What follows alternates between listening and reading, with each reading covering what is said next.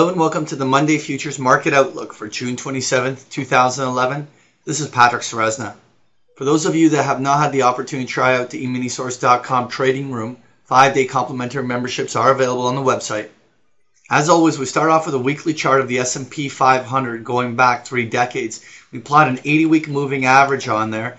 Does a very good job to depict the bull and bear market cycles we have gone through. We remain above the 80-week moving average and are simply going through a corrective consolidation. We were anticipating the highs to come in that second quarter and subsequently the market to correct. And in fact, we are starting to see levels where we anticipated this market correction to go down to. What is yet to be seen is whether or not this is just a correction or whether it's a bear market, and we'll talk about that a little bit more as we go. But if it is just a correction, that we should see some lows in the market this summer, somewhere probably above that 80-week moving average, and subsequently a new leg higher would begin. Just to make some of our key intermarket observations, there's not enough evidence to officially change our intermediate bullish bias on the market.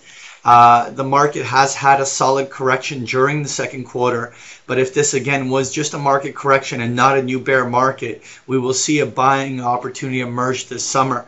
Over the last 2 months, we have seen that intermarket asset class rotation of strength in the US dollar and in bonds, while we've seen corrections in commodities and stocks. And what we're trying to determine is whether this is the beginning of a new intermediate trend or just simply the market taking a breather. If the market has been just taking a breather and this is just unwinding the overbought state of all of the previous markets, we should see a resumption in trend come the middle to late third quarter. When we take a closer look at that S&P 500 using the E-mini futures contract, we have a major support line consolidating right at this 1250, 1260 line. We've been testing it a number of times over the last 3 weeks. What we still have yet to determine is whether this is a basing process before a rally begins, or whether this is a consolidating flag that, when broken on the downside, will actually make one full leg lower in this corrective pattern. If for whatever reason this is just a consolidation low of the correction, we should see these support lines hold. And so long as the 1250, 1260 line is holding, we cannot rule out the possibility that the market will use that as a mechanism to rally and subsequently get a solid push well above even 1300, that overhead focal point. Now, this is certainly a scenario we have, but the more ominous scenario is that that 1250, 1260 support line gives out, particularly if there was some bearish news that starts off this week and in any way forces the market lower. It would open the window for another measured move lower, which would go all the way down into the 1210, 1220 focal point below. But there's a whole range of places, depending on how accelerated that selling would go, that could even theoretically go as low as 1175 on the downside. Now, again, we don't want to start worrying about that until we see the support line actually been broken.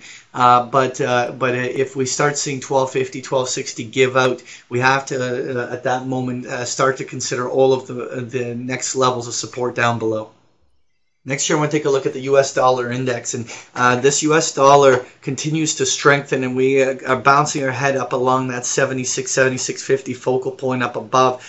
This has been an area where the consolidations in May and subsequently in June have all occurred.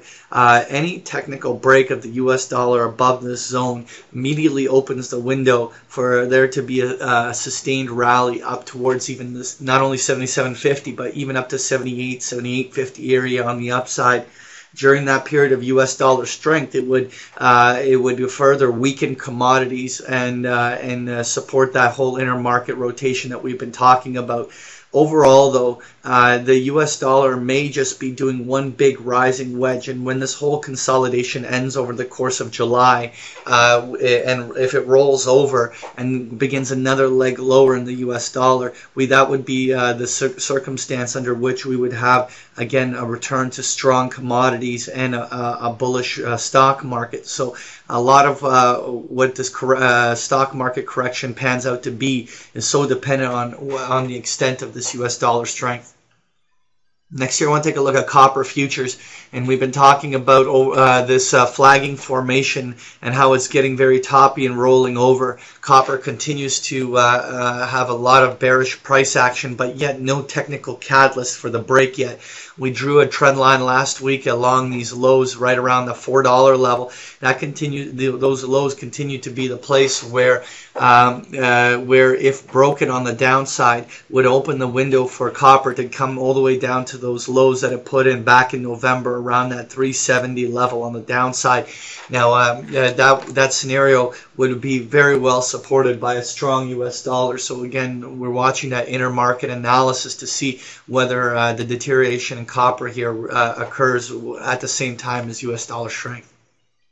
Next year, I want to take a look at gold futures, and we were talking about that rising wedge in gold, and just simply suggesting that it was just coming for a key top retest, equivalent of a double top along the upside, and that this wedge eventually would break. We got a very strong two-day selling that basically has now broken even the earlier June pivot on the downside. At this stage, it's clear that gold is going to do a little bit of consolidating. It doesn't necessarily have to be something very bearish, but we do believe that it would be very natural at minimum for it to retrace down to 1470, 1480, but a bigger correction down to 1420, 1440 is probably in the cards. Overall, I don't think that the very big multi-month, multi-week trend is over, but a solid corrective pattern in bullion, it would be very natural here.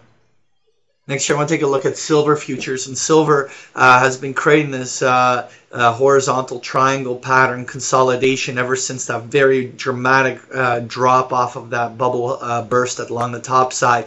We're now seeing price action that is distinctly bearish and breaking down. It is very natural for silver to continue to consolidate lower, and we're targeting zones. It could be as high as $32 or even as low as even $26, $27 lows that it put in back in December and January. So we'll be watching where and how low silver goes before it puts in a short-term bottom. Next year, I want to take a look at crude oil futures, and we were talking about that entire pattern on the upside was simply a consolidation, and so long as crude oil failed below the 105, 106 level, it would begin and leg lower. We've seen that for the last 2-3 weeks as it's been consolidating downwards, but crude oil has already met some of our minimum downside targets. If suddenly we had a very dramatic reversal in crude oil, we would have considered this down leg already complete. But that doesn't mean that crude oil over the next week or two cannot continue to deteriorate, particularly during a period of US dollar strength, where we see lows banged out even as low as the 85, 86 area, or even in a more dramatic wave of selling as low as $80. Overall, though, I think that we can start fishing for bottoms over the next couple of weeks on crude oil.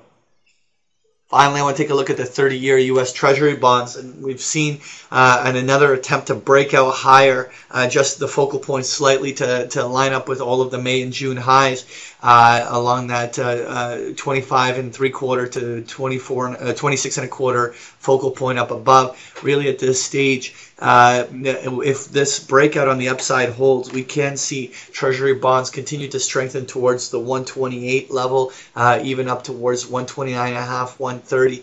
But overall, we have lacked any meaningful corrections in Treasury bonds over the last 3 months. So we're still a little bit suspicious here. If we saw a very dramatic drop in Treasury bonds back down below, let's say the 125 handle within a day or so, that would immediately have this breakout on the upside be a false start. So even though we have had this break higher, we just want to have a little further confirmation, and we're just a little bit skeptical at this moment. That was your Monday Futures Market Outlook. Thank you for joining me.